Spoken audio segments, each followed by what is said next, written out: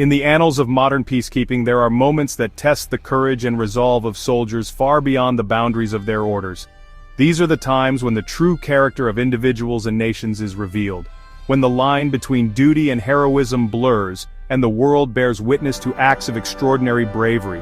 On the world's most volatile frontiers, peacekeepers are called not just to enforce mandates, but to make split-second decisions that can mean the difference between life and death. One such defining moment unfolded in the summer of 2014, on the rugged and disputed terrain of the Golan Heights, a region perched between Israel and Syria, marked by decades of tension and conflict. The landscape, beautiful yet fraught with danger, became the stage for a story that would inspire the world. Filipino soldiers serving under the blue flag of the United Nations suddenly found themselves in the midst of chaos. Outnumbered, isolated, and surrounded by hostile forces, they faced a situation that no training could fully prepare them for. The tension was palpable, and every decision carried immense weight. Their story is one of remarkable bravery, quick thinking, and unwavering solidarity. In the face of overwhelming odds, these peacekeepers demonstrated the very best of humanity, risking their own lives to protect each other and the civilians caught in the crossfire. Their actions were not just about survival, but about upholding the values of compassion and duty, even when the cost was high. As members of the United Nations Disengagement Observer Force, or UNDOF, these soldiers were entrusted with the delicate task of maintaining a fragile ceasefire between Israel and Syria. Their mission was to be a buffer, a symbol of hope and stability in a region long scarred by war. But the eruption of the Syrian civil war shattered any illusion of safety. The violence spilled over into their mission, transforming their role from peacekeepers to survivors. The line between peace and conflict vanished, and every day became a test of endurance, courage, and resourcefulness. The Filipino contingent's courageous stand did not go unnoticed. Their decision to hold their ground and protect their comrades echoed across the globe, serving as a powerful reminder that heroism often shines brightest in the darkest of times. Their actions became a beacon of hope, inspiring countless others. Through their bravery, the Filipino peacekeepers forged a stronger bond between the Philippines and Israel, a relationship rooted in shared history, mutual respect, and the enduring spirit of selfless courage. Their legacy continues to strengthen diplomatic ties and inspire new generations. This is their story, a story of hope, humanity, and the unbreakable will to stand for what is right, even on the world's most volatile frontiers. The Golan Heights, a place of rugged beauty, holds deep historical significance. This strategic plateau overlooks Israel, Syria, Jordan, and Lebanon, a military prize for centuries.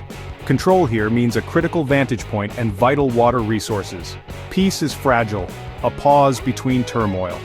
The modern tension began with the Six-Day War in 1967, reshaping the region. In 1974, a demilitarized zone was established, monitored by UNDOF. For decades, peacekeepers maintained the ceasefire, turning the Golan into a stable border.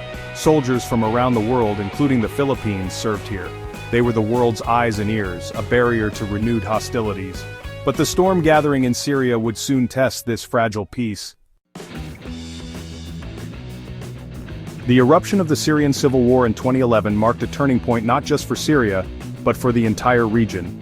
What started as hopeful demonstrations for reform quickly spiraled into chaos as government crackdowns fueled anger and unrest.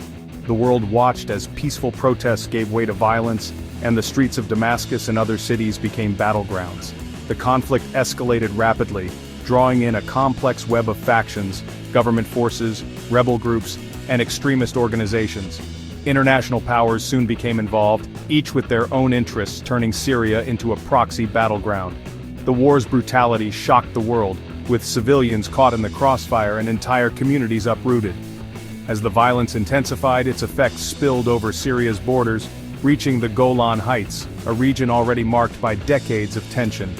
Here, United Nations peacekeepers, tasked with monitoring a fragile ceasefire, suddenly found themselves on the front line of a new and unpredictable conflict. The UNDOF mission, once focused on maintaining peace between nations, was forced to adapt overnight. Peacekeepers now faced not just state armies, but non-state actors and extremist groups with little regard for international law or neutrality. For these groups, the United Nations was no longer a neutral presence. It became a symbol to attack, a target to be destroyed. UN outposts were damaged, convoys ambushed, and peacekeepers found themselves in the crosshairs. The positions that once offered a sense of security and neutrality were now exposed and vulnerable. Attacks on UN posts became more frequent, and the threat of violence was ever present. Peacekeepers were caught in the crossfire, their ability to patrol and respond restricted by the dangers around them. Isolated and under constant threat, their mission became more perilous than ever before. The iconic blue helmet, once a symbol of hope and protection, now felt like a target painted on their heads. Anxiety and uncertainty became part of daily life. In August 2014, the Filipino contingent found themselves at the heart of this crisis. Far from home, they faced a volatile and unpredictable environment, where every decision could mean the difference between life and death. These soldiers were trained for peacekeeping, negotiation, observation, and mediation, not for the realities of counterinsurgency or urban warfare. Yet they had to adapt quickly, relying on their training, discipline, and each other. As the Syrian war arrived at their gates, the courage and resolve of the Filipino peacekeepers would be tested like never before. The world would soon witness their bravery in the face of overwhelming odds. In late August 2014, anti-government fighters launched an offensive in the Golan. They seized the Cunaitra crossing and targeted UN outposts. The goal: disarm peacekeepers and use them as shields. At position 68, 40 Filipino soldiers were surrounded. The militants demanded surrender. The Fijian peacekeepers at position 69 surrendered and were taken captive. The Filipinos at position 68 faced immense pressure. Amidst this, Israeli soldiers near the ceasefire line were in danger. The IDF sought UNDOF's help to ensure their safety. Captain Nilo Ramones faced a life-or-death decision. The Filipino soldiers at position 68 faced a moment of truth. Surrounded and outnumbered, they were given a choice: surrender or stand their ground. Despite the overwhelming odds, these peacekeepers chose not to surrender. This decision was not made lightly. It was rooted in a deep sense of duty and honor, values that had been instilled in them from the very beginning of their service. For these soldiers, surrendering their weapons was unthinkable. Their rifles were not just tools of war, but symbols of their commitment to peace and protection. Captain Ramones, their commanding officer, made it clear: "We will not surrender, we will fight for the blue helmet." His words echoed the resolve of every man under his command. This unwavering resolve was strengthened by the spirit of Bayanihan, a uniquely Filipino concept of communal unity and cooperation. In the face of adversity, they drew strength from each other. The soldiers were more than just comrades in arms. They were a family.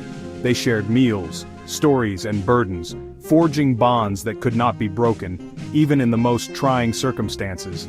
Their bravery was not only in their refusal to surrender, but in their disciplined and measured response to the crisis. Under fire and immense pressure, they remained calm and focused.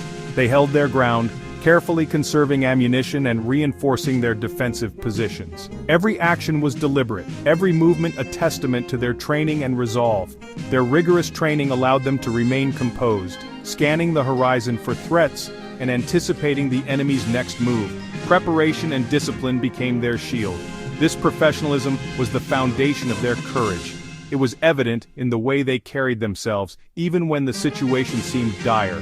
The stand at position 68 became a powerful demonstration of the Filipino soldiers' ethos: courage, unity, and unwavering commitment to their mission. They upheld the dignity of their uniform and the honor of their nation, showing the world what it truly means to serve with integrity and pride.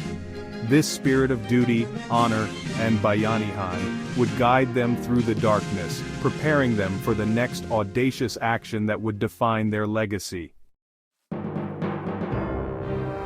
As the siege continued, staying at position 68 was untenable. Supplies dwindled, and the risk of being overrun grew. The Filipino commander devised a bold escape plan. They would break out under the cover of darkness. The escape route was dangerous, through militant-controlled territory. The plan required immense coordination. The Filipinos aided trapped Israeli soldiers, guiding them to safety. This act of solidarity was extraordinary. With the Israelis safe, the Filipinos prepared for their escape. They moved out silently, navigating treacherous terrain. The IDF provided covering fire at the extraction point. The escape was a success. All 40 soldiers reached safety. The Great Escape was a stunning feat of skill and determination. The Filipino peacekeepers' actions added a powerful chapter to the Philippines-Israel relationship. This bond dates back to the 1930s and 1940s. The Philippines provided refuge to Jewish refugees during the Holocaust.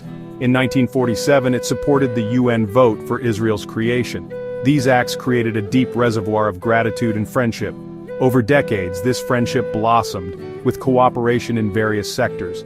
Thousands of Filipino caregivers work in Israel, deepening mutual understanding. The Golan Heights events reaffirmed this historic friendship. The Filipino soldiers' bravery was a symbolic gesture resonating with shared history. It reinforced the special bond between the Philippines and Israel. The successful escape and assistance to Israeli soldiers were widely admired.